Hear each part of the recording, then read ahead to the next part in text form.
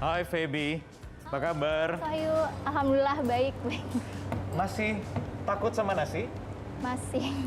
Tapi di depannya ada nasi kok.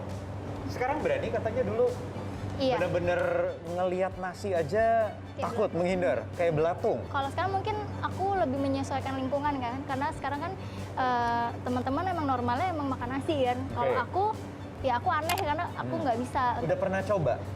Dulu pernah waktu kelas SD kalau nggak salah ngunyah, tapi tenggorokanku nggak bisa kebuka. Bagaimana dengan bentuk nasi-nasian yang lain, diolah dalam bentuk lain? Lontong, ketupat, Lontong, ketupat, lemper, Lemper. itu aku nggak pernah. Jadi kalau lebaran pun aku nggak pernah nyobain namanya jadi kamu opor, belum pernah makan? ketupat, opor gitu segala macam. Enggak. Kasian ya aku ya. Ada keinginan untuk bisa sembuh dan akhirnya bisa makan nasi lagi? Ada sih, karena aku kan ngerasanya kalau aku bisa jadi ngerepotin orang gitu. Bagus ya, Nggak enak berarti ya, gitu. kepingin sembuh. Itu sebenarnya tujuan saya, Feby, untuk mengajak Feby ke psikiater ahlinya untuk mengobati fobia Feby terhadap nasi. Dihabisin dulu, saya juga mau pesan makan, nanti habis itu kita ke dokter ya. Mas, Feby merupakan satu dari sekitar 16 juta orang di dunia yang mengalami fobia. Apa yang dialami Feby dengan fobia terhadap nasi merupakan kategori fobia simple atau specific phobia, yaitu ketakutan yang berlebih terhadap benda mati.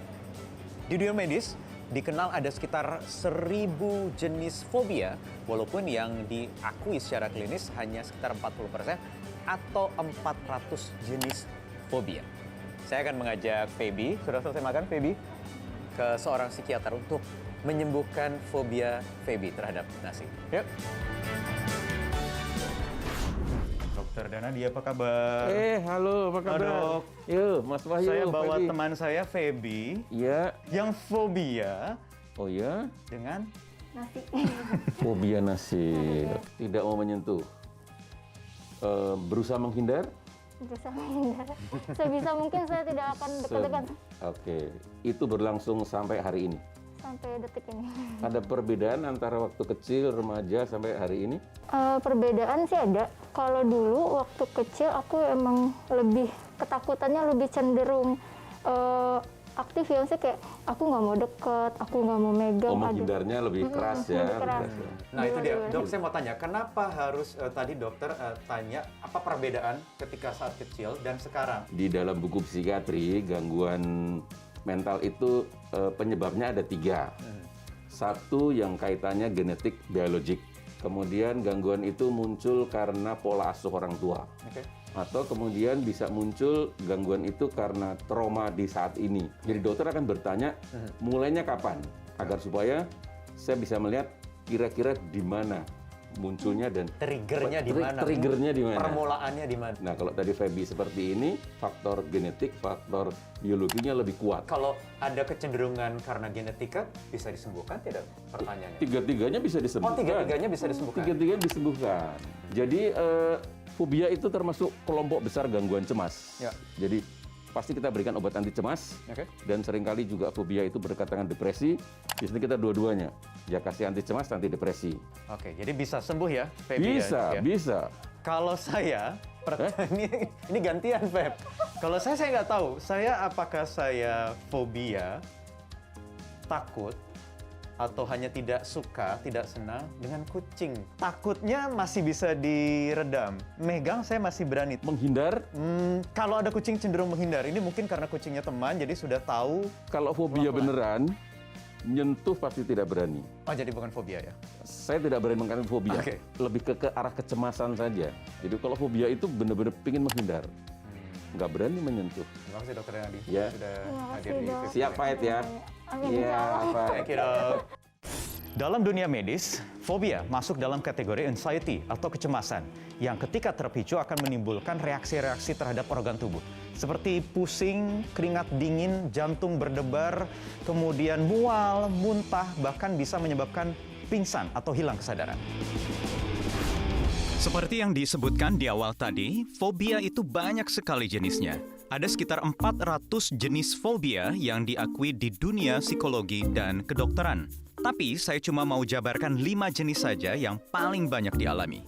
Yang pertama, klaustrofobia atau takut berlebihan pada ruang kecil dan sempit seperti lemari, lift, dan ruang terbatas lainnya.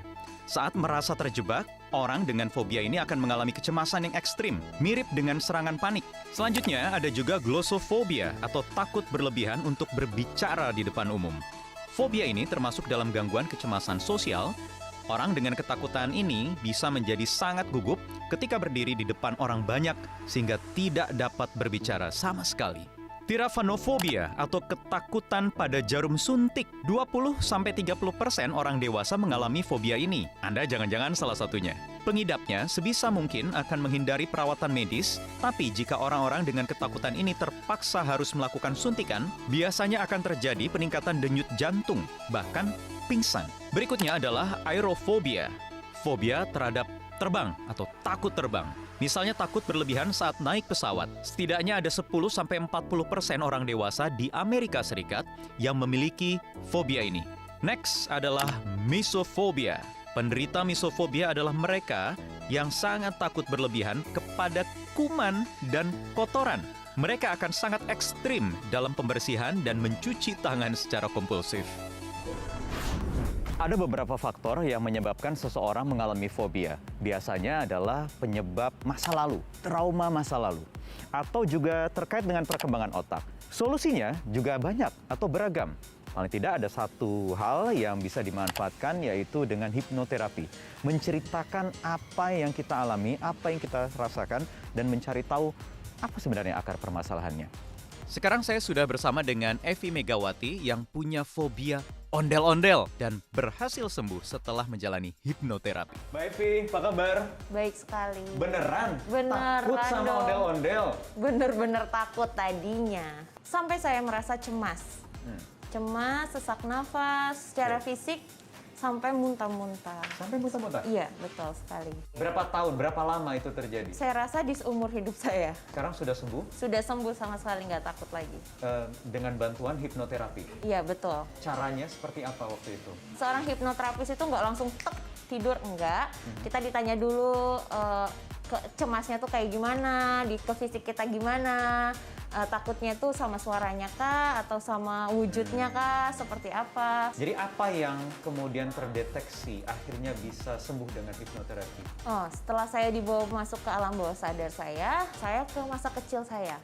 Beliau membawa saya ke masa kecil saya. Ternyata pertama kali saya takut itu bukan sama ondel-ondel, Oke. tapi sama badut Ancol.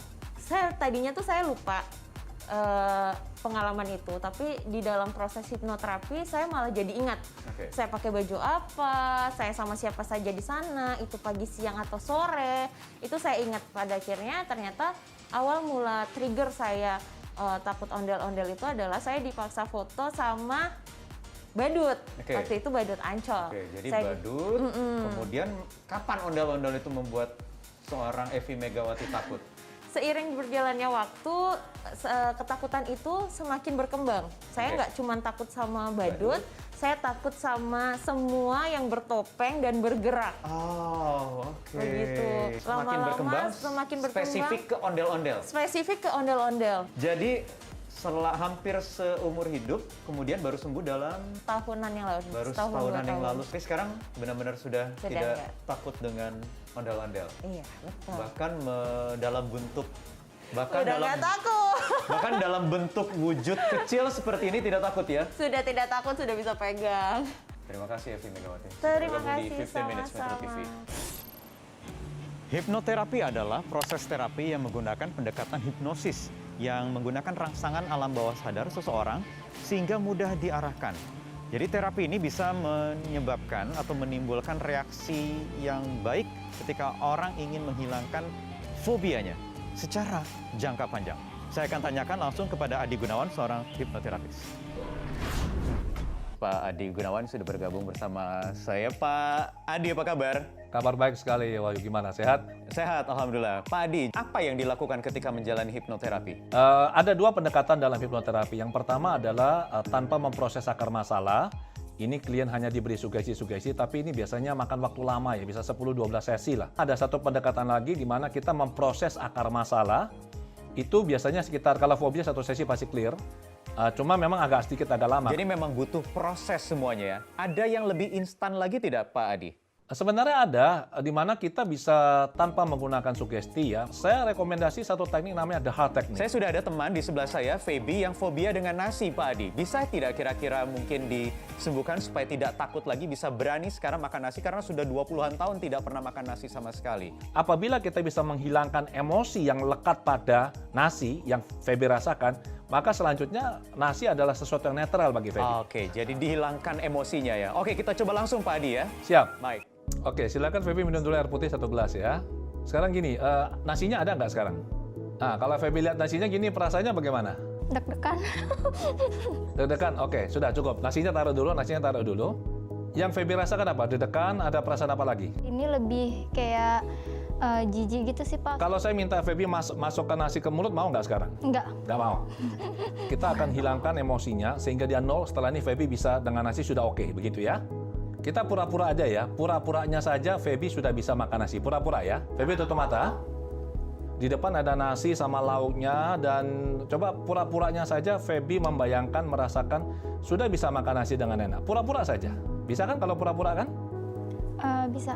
Rasakan pura-puranya semakin nyaman, 1 semakin kuat perasaan nyamannya, 2, 3 semakin kuat, nyaman, 4, 5, 6, 7, 8, 9, 10 sangat nyaman. Sekarang buka mata.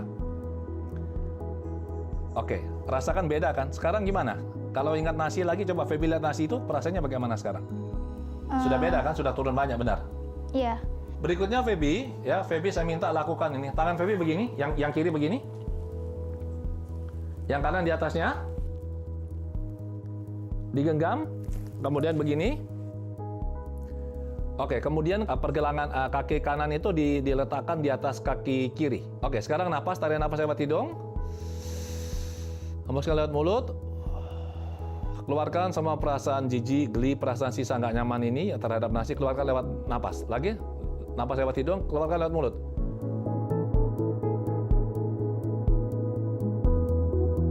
Oke, sangat bagus. Nah, sekarang coba ambil nasinya yang tadi ini. Sekarang coba Feby lihat gimana perasaannya. Enggak ini sih, kalau biasanya aku kalau iniin pasti akan ngindar gini. Nah, kalau itu sekarang Feby ambil dan masukkan mulut gimana sekarang? Saya hanya mau cek perasaannya. Tanpa harus menelan. Saya hanya ingin tahu.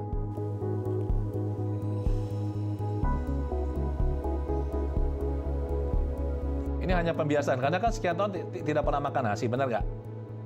Jadi ini hanya pembiasaan. Jadi nanti lidah itu akan dibiasakan untuk makan nasi. Oke? Ya. Yang penting emosinya kan sudah hilang, benar nggak? Iya. Nah, itu yang penting. Nah, berarti sekarang ini kan, tadinya kan sebelum saya terapi, nggak mungkin itu Feby mau masukkan nasinya ke mulut, benar kan? Iya, nggak sama sekali ada kepikiran. Nah, ini berarti sudah beres, tinggal nanti Feby biasakan saja untuk ini, untuk makan nasi. Dibiasakan saja, karena ini hanya masalah tekstur saja. Oke? Oke, Pak. Oke, sip lah kalau kayak gitu. Terima kasih banyak. Alright? Well, itu cerita Feby yang ternyata memang tidak instan, tidak hanya dalam hitungan menit.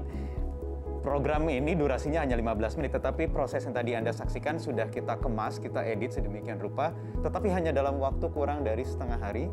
Feby dari yang sebelumnya terakhir mengkonsumsi nasi di usia atau kelas 2 SD, sekarang 20-an tahun kemudian akhirnya berani mencoba lagi mengkonsumsi nasi. Butuh proses, tetapi Anda yang mengalami fobia, jangan khawatir, penyakit itu ternyata masih bisa disembuhkan. Saya Wahyu Wibowo, kita berjumpa lagi di 15 Minutes berikutnya.